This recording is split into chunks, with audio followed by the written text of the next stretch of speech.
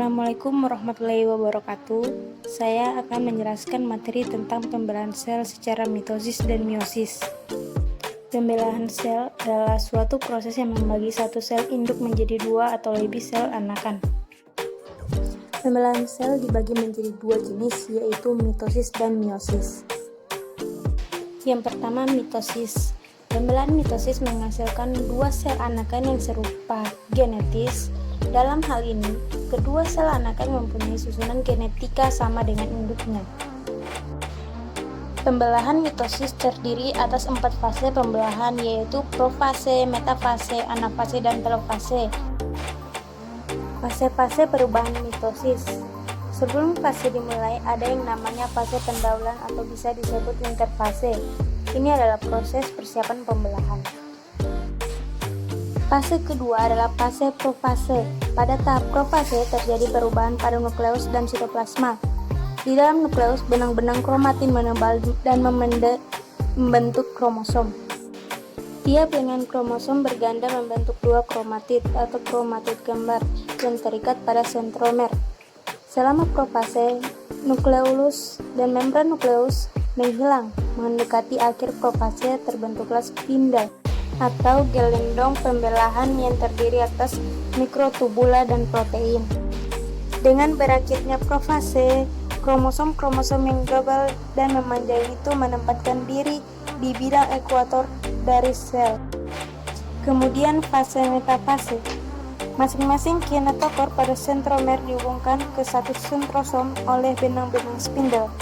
Kemudian pasangan kromatid bergerak ke bagian tengah inti sel atau bidang ekuator dan membentuk lempeng metafase. Fase telofase.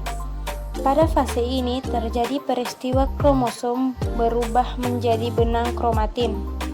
Membran inti dan nukleolus terbentuk kembali dan terjadi sitokinesis atau pembagian sitoplasma, sehingga dihasilkan dua sel yang identik dengan sel semula. Pembelahan sel kedua secara meiosis. Pembelahan meiosis hanya terjadi di organ kelamin. Pembelahan meiosis menghasilkan 4 sel anakan yang masing-masing sel memiliki separuh dari jumlah kromosom sel induk. Fase-fase perubahan meiosis. Tahapan meiosis terbagi menjadi dua fase besar, dengan 4 tahapan lainnya yang harus dilewati. Tahapan besar pertama adalah meiosis 1. Tahapan meiosis 1 memiliki beberapa fase, yaitu profase 1. Pada tahapan ini, membran nukleolus akan memisahkan diri, kemudian muncul kromatin yang terbentuk dari kromosom dan juga benang spindel. Nantinya akan ada 5 fase lain. Fase kedua adalah metafase 1. Pada fase ini, pada bagian ekuator akan mulai muncul kromosom lengkap dengan benang spindel yang mulai membentang dari kutub bagian ujung yang melekat di setiap sentromer. Selanjutnya adalah anafase 1. Setelah melewati proses metafase 1, selanjutnya adalah anafase 1, di mana kromosom akan ditarik pada kutub-kutub yang berlawanan. Disinilah kromosom diploid akan diubah menjadi diploid.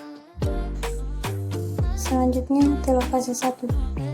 Pada fase atau tahapan ini, kromosom nantinya akan sampai di setiap kutub yang berlawanan.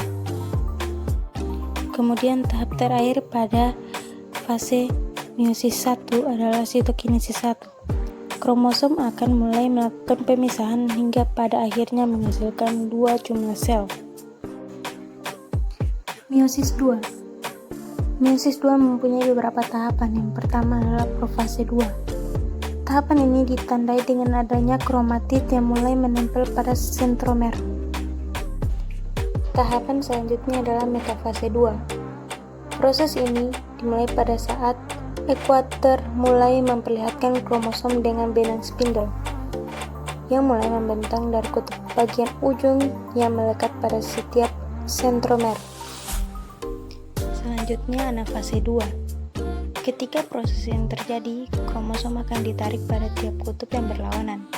Di sini, kromosom diploid akhirnya berubah menjadi diploid.